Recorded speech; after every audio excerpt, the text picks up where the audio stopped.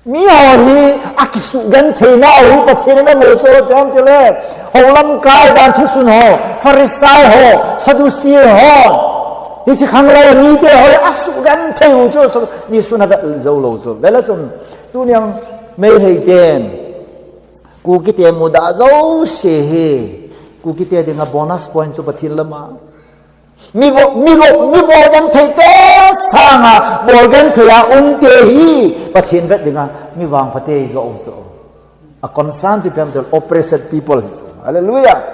And then third now to pathin gal khona len ta re se pate confusing of the people mi hoi confuse ta su to ai di lo ha em le ho se ga la ju ha e so group hoi ti ha kukin pina se chom ipimo mo ta ta mi pi confuse ta so ai na is confusion a solution so we present Jesus Christ Jesus che peta ngo confusion ki chai so amen John bung se chang song ni na se chula I am the light of the world he who follow me will not walk in darkness it is so cái mà ấy họ su lung say le confusion lung che na anh này lâu rồi thì sẽ phát hiện thằng bạn Hallelujah. Để ta biết pin confusion su mi khara se su kabya bang ya tam yang kani leibol tam te bol lo kai ka cha te phun ta we min gari ki cho gam ta gari to gam ta e ho ni kai wa i pha cho bam ti ka sa chen question e bol ta we ti su anu la pa kom na ki cha ham về Sodom khupia chun pathinin Lord in maybe tailo adam si pui do ai Lord in maybe bola siham adung vet ji ai mi hin dan den lang confuse hi Jisu vele chun no confusion ki chai di very simple Hebrew somlani chang ni lesson fix your eyes on Jesus it mit ha loving Jisu ventis confusion ki chai and then failure of leadership tu lai mi pi o hi zui di ham lam kai pha sui ngai sa doi lam kai pha tu songa ke khom ho ko ma kan se KCL fo chou ti KCL fo lo KZC ho committee chou ting le su group ho chou ting le abana MLA ho si ke khop na wa ka se chu politics si mi pi na ngai cha ni lam kai pha ngai cha lam kai ngai cha po we lam kai pha ngai cha no we zidon le la ta na ma no wa ke khan ko na tao na manala ki patna tao na manwa pachin thuna ki puisa ita bang politics su mi pina ngai sa ne ta ka se chom cha ka se ya tao na ka ne hoi tan ger to failure of leadership adi so in sung tam ta boi ne apa ki su lo ye no mai ngo wa man no mai lo pu no mai hoi ku ki no mai ho ta ba ma pa sat ding ta ya lo so aji pa ho khan pa ya lu pi khula kai ji han kam chon ta ka ho ya ka tha di so nó mới hỏi phải là phát thị chứ, ai thấy là cái tài khăng hi, ai chỉ ta chỉ số này là nó mới hỏi hi, ai cái khát số bị chứ, à bao có đàn hòn bò là bò sợ đi cái gì chứ, bao phát giòn khát xìm chứ, à cái cả họ là thím tùm linh thím khát của ya cái gì, bò đi cái gì chứ, in nó mới hỏi hi cái gì vậy chứ, in sung nóc lồng này cái này này, ni ba cái số lâu chứ, cảm có bị người ta ni ba tâm nhận số đó chứ. Echin sunga su pi pada ham asaina